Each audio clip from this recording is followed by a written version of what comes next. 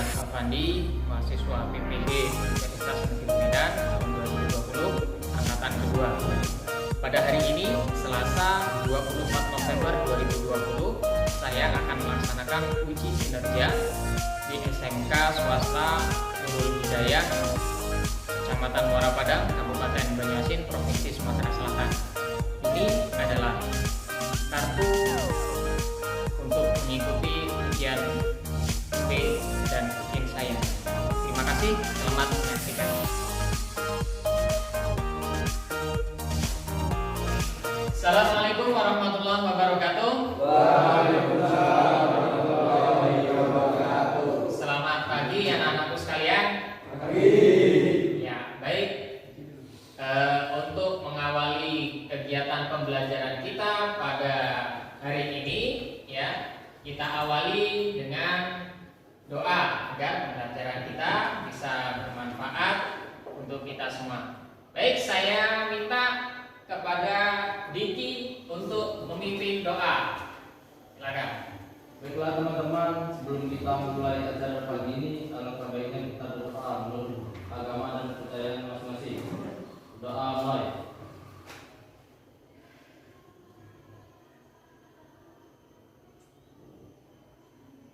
Selesai. Ya, baik, anak-anakku sekalian, bagaimana kabarnya hari ini? Baik. Sehat semua ya? Ya. Alhamdulillah. Ya, masih semangat untuk belajar? Semangat. Semangat untuk belajar? Semangat. Ya, tetap semangat ya. Ya. Jadi meskipun kita berada dalam kondisi pandemi COVID-19 ya seperti sekarang ini, ya, kita harus masih tetap semangat untuk belajar ya.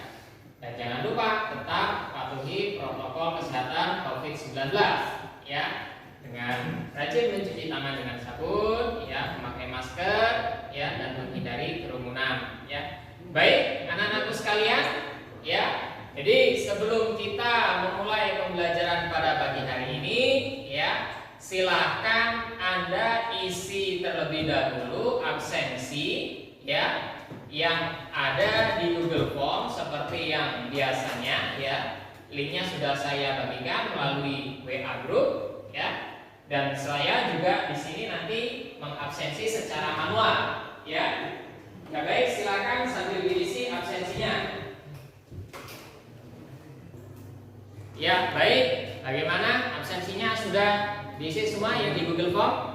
Sudah ya, saya di sini juga sudah absensi ya. Nah, jadi sebelum kita memulai pembelajaran pada hari ini ya, terlebih dahulu saya akan menyampaikan ya tujuan ataupun KD yang akan kita capai pada pembelajaran hari ini ya. Baik. Ya. Ini adalah kompetensi yang akan kita capai pada pembelajaran hari ini. Untuk kompetensi dasarnya yaitu menerapkan alat ukur mekanik beserta fungsinya, menggunakan alat-alat ukur mekanik. Kemudian indikator pencapaian kompetensinya. Yang pertama, menguraikan jenis-jenis alat ukur mekanik. Yang kedua, membandingkan fungsi jenis-jenis alat ukur mekanik. Yang ketiga, merekomendasikan penggunaan jenis alat ukur mekanik sesuai kebutuhan. Kemudian yang keempat, melaksanakan prosedur penggunaan alat ukur mekanik. Kemudian yang kelima, mendemonstrasikan penggunaan alat ukur mekanik sesuai kebutuhan ya. Jadi itu kompetensi dan indikator yang akan kita capai pada pembelajaran hari ini ya. Sedangkan untuk tujuan pembelajaran kita ya, tujuan pembelajaran kita pada hari ini ya, yang pertama, setelah berdiskusi dan menggali informasi, peserta didik dapat menguraikan jenis-jenis alat ukur mekanik dengan cermat sesuai literatur. Yang kedua, setelah berdiskusi dan menggali informasi, peserta didik dapat membandingkan alat ukur mekanik dengan bertanggung jawab. Kemudian, setelah berdiskusi dan menggali informasi, peserta didik dapat merekomendasikan penggunaan alat alat ukur mekanik yang sesuai kebutuhan dengan benar. Kemudian selanjutnya, setelah berdiskusi dan menggali informasi, peserta didik dapat melaksanakan prosedur penggunaan alat ukur mekanik dengan benar sesuai SOP. Dan yang terakhir, setelah berdiskusi dan menggali informasi, peserta didik dapat mendemonstrasikan penggunaan alat ukur mekanik sesuai kebutuhan, sesuai dengan SOP. Ya, baik. Ya, tadi tujuan pembelajaran sudah saya sampaikan, ya. Selanjutnya kita masuk ke dalam materi, ya. Ya, ini dia materi kita, alat ukur mekanik, ya. Jadi, alat ukur mekanik.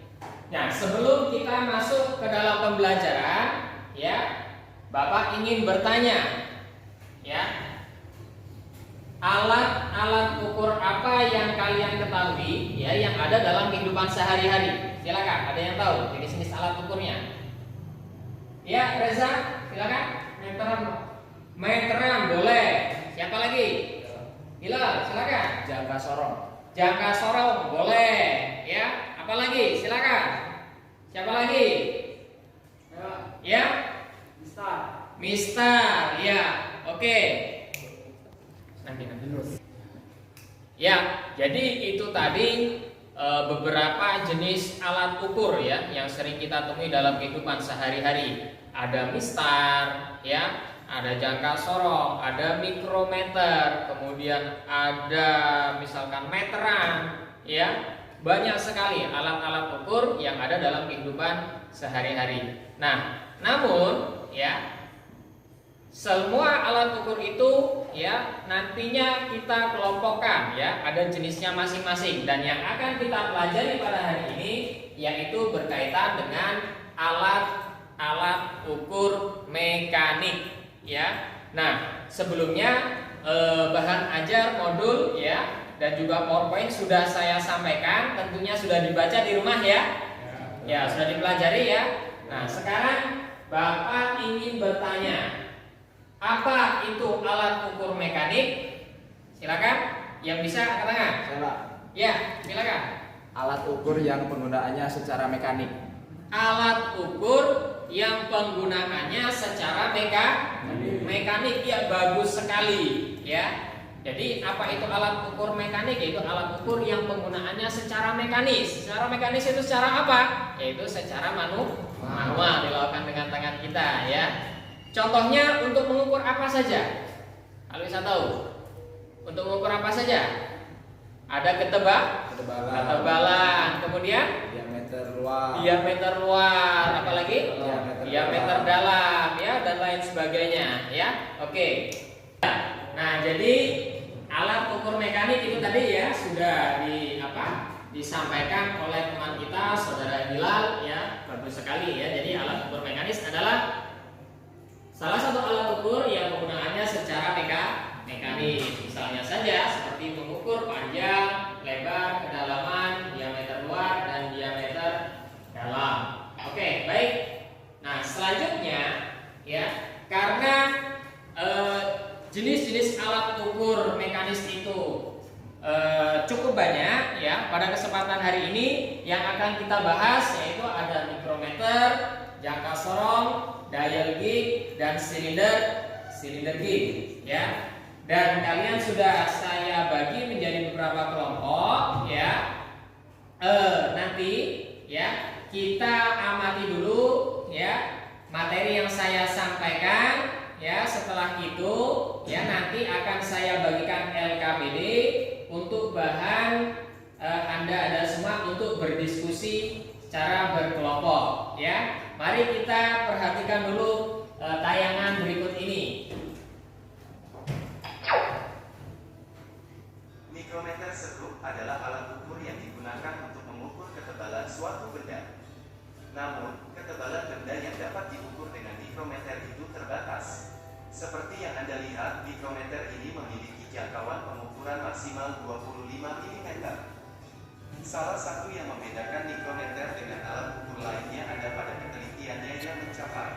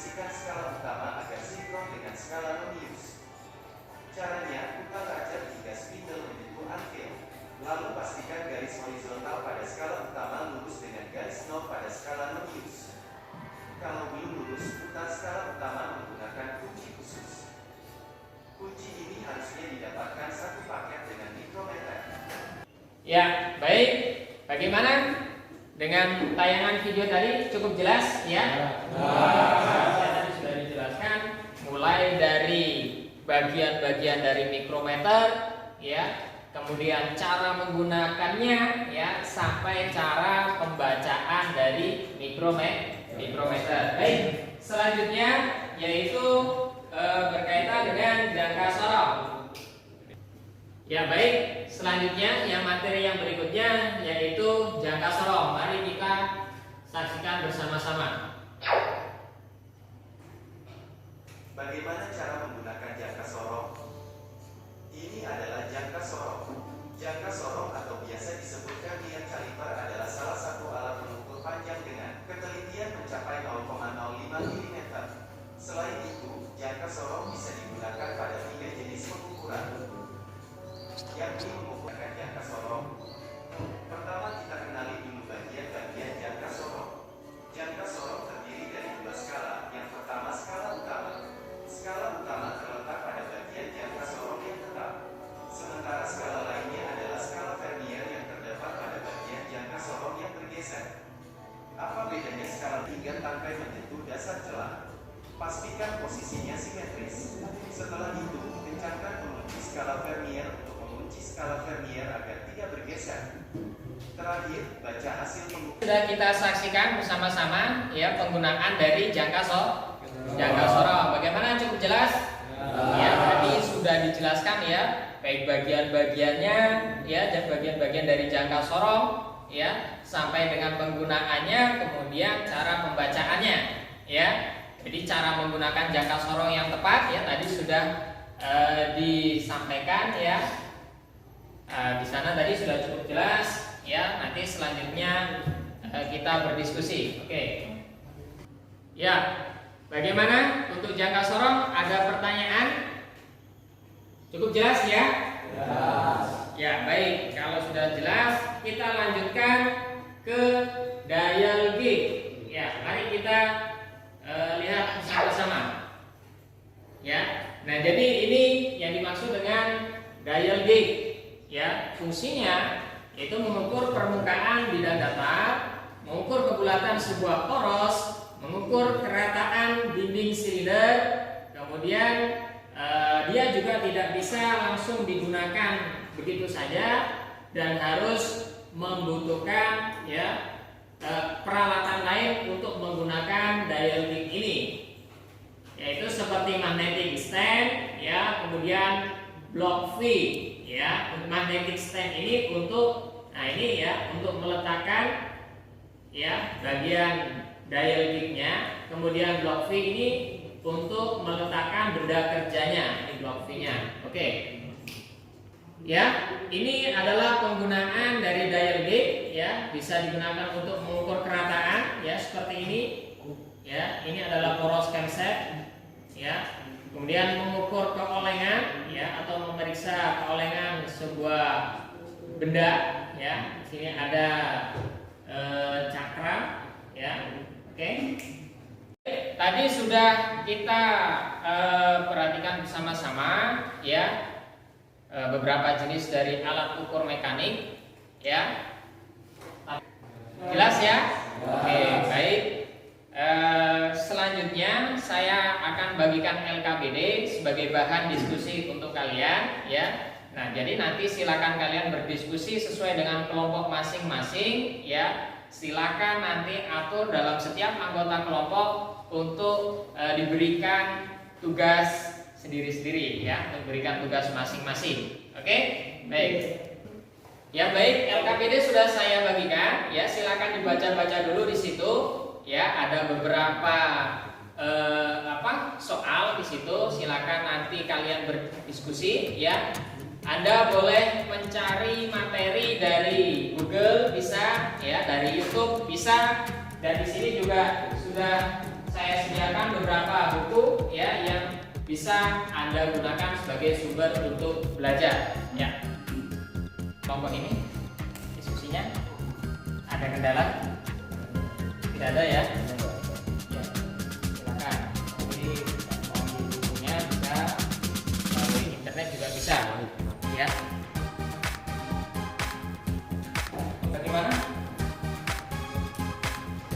ada kendala? Tidak ada ya? Ya. Silakan dilanjutkan ya. Biar anggota kelompok di tugas masing-masing ya. Ini kelompok 3 bagaimana? Ada kendala? Tidak ada ya? Bisa dikerjakan semua ya. Oke, lalu lanjutkan.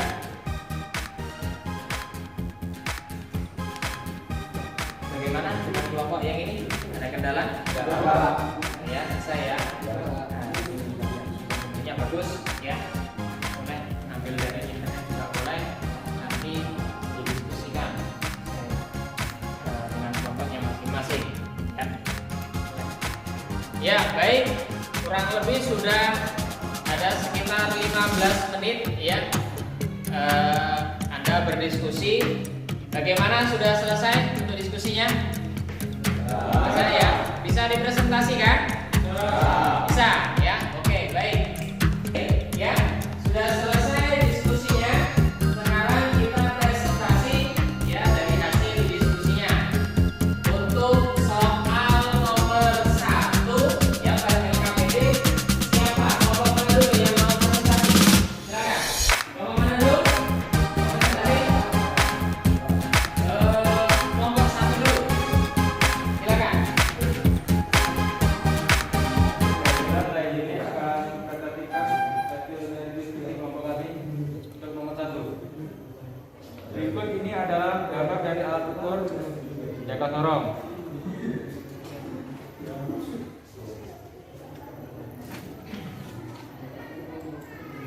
Nama bagian-bagian alat ukur yang ditunjukkan di atas adalah: yang pertama, outside jaw atau rahang bawah. Yang kedua, inside jaw atau rahang atas.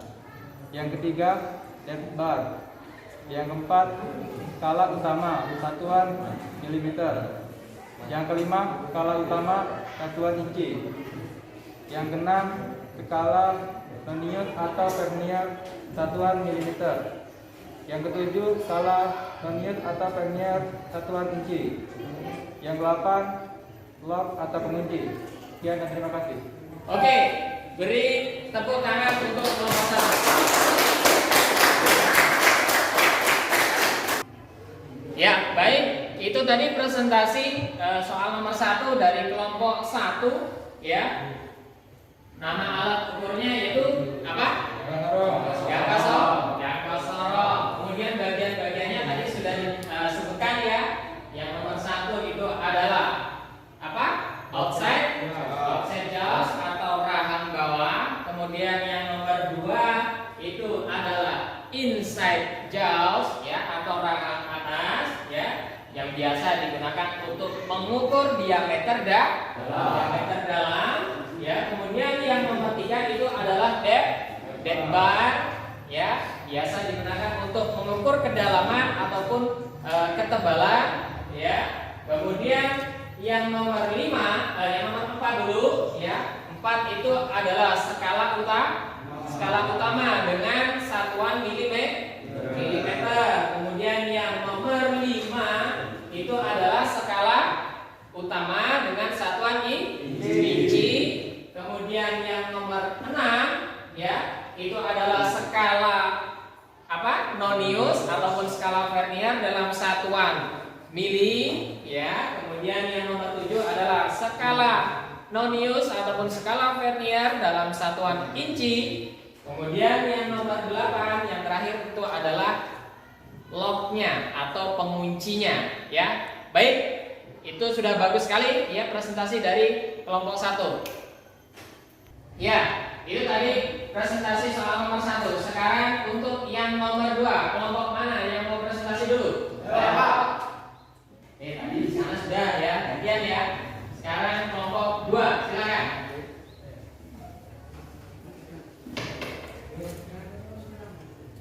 Baiklah, saya perwakilan dari kelompok 2 akan mempresentasikan hasil diskusi kami tentang alat ukur mikrometer. Berikut adalah gambar dari alat ukur mikrometer. Nama bagian-bagian alat ukur mikrometer yaitu 1. Anvil, 2. Spindle, 3 strap, 4 frame, 5 rod lem, 6 timbel, 7 rat set. Terima kasih. Oke, beri tepuk tangan kepada kelompok 2. Ya, bagus sekali presentasi dari kelompok 2 ya. Itu tadi adalah nama alat ukurnya adalah mikrometer ya. Kemudian bagian-bagiannya ya dimulai dari nomor 1 tadi ya. Apa nomor 1 tadi? Bil ya. Nomor 2-nya adalah slab. Kemudian nomor 3 apa itu? Ya. Nah, itu tadi sudah dijelaskan semua ya. Baik sekali. Oke. Ya, baik, itu tadi presentasi dari kelompok 2 berkaitan dengan soal nomor 2 yaitu tentang alat ukur mikrometer. Sekarang yang nomor 3, kelompok mana dulu yang mau presentasi? Saya Pak. 3. Kita urutkan aja lah ya. Kelompok 3, silakan. Nomor 3. Baiklah, saya perwakilan dari kelompok 3 akan mempresentasikan hasil diskusi dari kelompok kami tentang alat ukur dial gig. Ya. Seorang mekanik sepeda motor dapat menggunakan alat ukur ini untuk yang pertama, memeriksa keolengan poros engkol, yang kedua, memeriksa keolengan disc brake, yang ketiga, memeriksa kebengkokan as suspensi depan. Terima kasih. Oke, beri tepuk tangan untuk kelompok 3.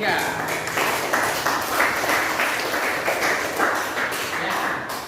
Jadi sesuai yang ada di tampilan tadi ya, bahwasanya alat ukur itu ya adalah dial gig. Penggunaannya ya itu digunakan untuk memeriksa bisa itu keolengan ya, kemudian kerataan ya, kebengkokan ya. Biasanya kalau yang bengkok itu berupa poros ya, keolengan biasanya itu yang berada yang berputar seperti brake ya dan lain sebagainya. Oke, selanjutnya untuk yang soal nomor 4, kelompok mana yang mau presentasi? Saya Pak.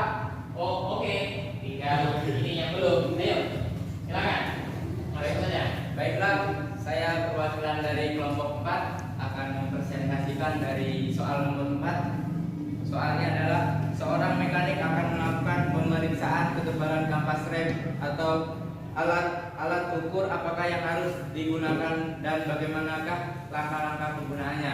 Menurut kelompok kami, alat ukur yang tepat untuk mengukur ketebalan kampas rem adalah jangka sorong atau vernier caliper.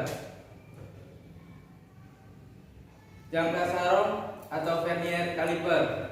Caranya: 1. Bersihkan benda kerja dan rahang pada jangka sorong. 2.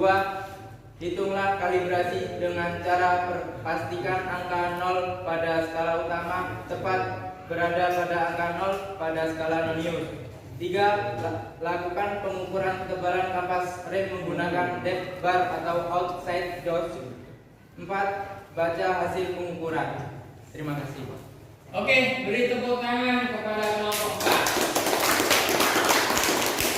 Ya, bagus sekali tadi ya, sangat bagus sekali. Ya, memang seorang mekanik ya untuk melakukan pemeriksaan ketebalan pada kampas rem ya, itu bisa saja memakai beberapa jenis alat ukur ya, pakai mistar juga bisa sebenarnya ya, atau pakai alat ukur yang lain juga bisa ya. Tapi untuk mendapatkan hasil yang lebih tepat ya, itu yang bagus adalah menggunakan jangka sorong ya. Jadi untuk mengukur ketebalan kampas rem ya, agar hasil pengukurannya itu lebih akurat ya, lebih presisi, alat yang tepat digunakan untuk mengukurnya adalah jangka sorong ya. Kemudian langkah-langkah penggunaannya tadi sudah dijelaskan ya. Yang pertama ya, kita harus bersihkan dulu baik itu benda kerjanya ataupun alat ukurnya ya, agar ketika kita melakukan pengukuran ya, hasilnya benar-benar akurat. Kemudian kita kalibrasi dulu, kita cek dulu jangka sorongnya, apakah angka nolnya itu pada skala utama sudah berada tepat dengan skala non use-nya ya. Kalau tidak tepat, bersihkan dulu. Kalau sudah dibersihkan masih juga tidak tepat, silakan gunakan jangka sorong yang lain ya. Karena kemungkinan jangka sorong itu sudah tidak bagus lagi ya. Nah, kalau sudah tepat baru kita lakukan pengukuran pada kampas rem-nya dan setelah itu baru kita baca hasil pengukurannya. Oke, baik sekali ya. Ya, baik. Tadi presentasinya seluruhnya sudah bagus semua ya. Saya rasa sudah cukup aktif semua ya melakukan proses pembelajaran. Nah, selanjutnya saya punya kuis ya. Punya kuis. Mari kita lihat kuisnya sama-sama. Oke, pada gambar itu ya, berapa hasil pengukurannya?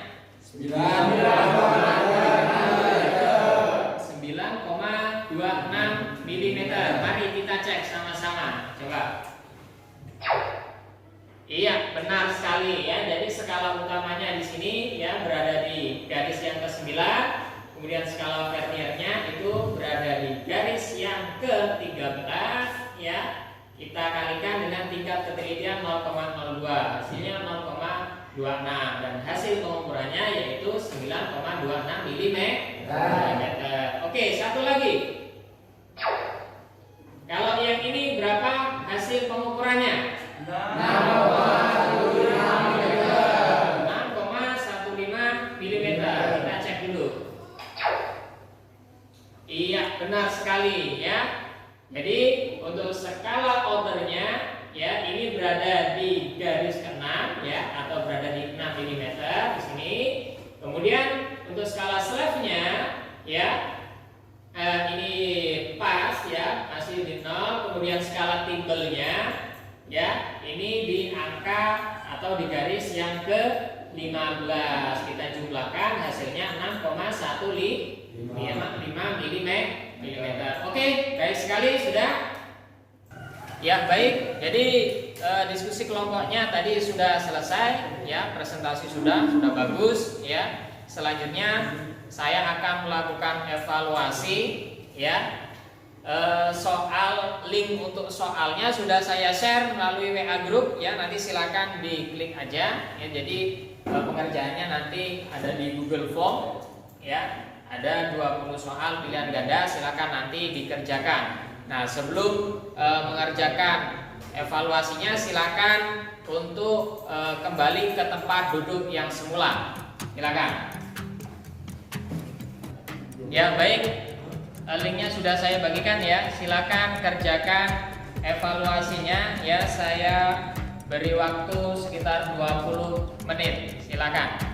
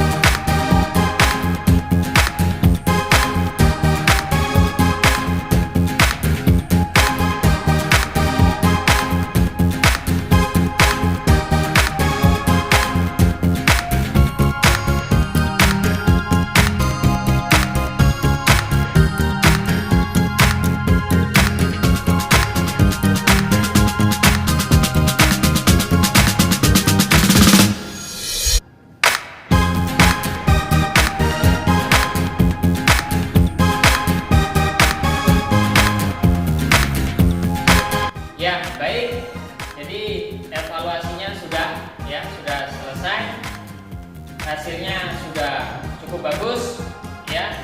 Mari kita simpulkan pembelajaran kita pada hari ini ya. Jadi ada apa saja macam-macam dari jenis-jenis dari alat ukur mekanik kita tadi yang kita bahas? Satu,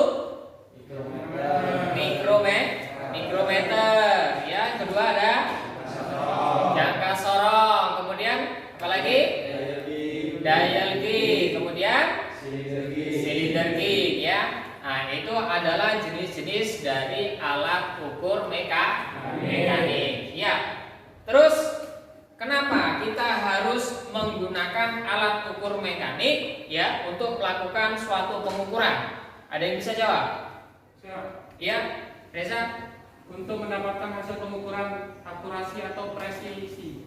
Oke, bagus sekali ya. Jadi kenapa kita harus menggunakan alat ukur mekanik ya?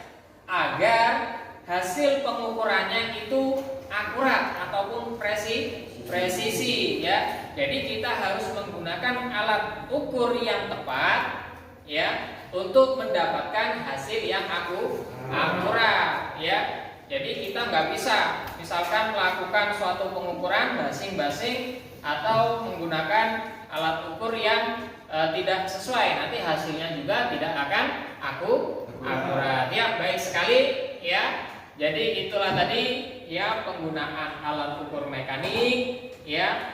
Kenapa kita harus belajar alat ukur mekanik ya? Karena ke depan ya nanti di semester berikutnya ya Anda akan melakukan berbagai macam praktek yang harus menggunakan alat ukur mekanik. Oke?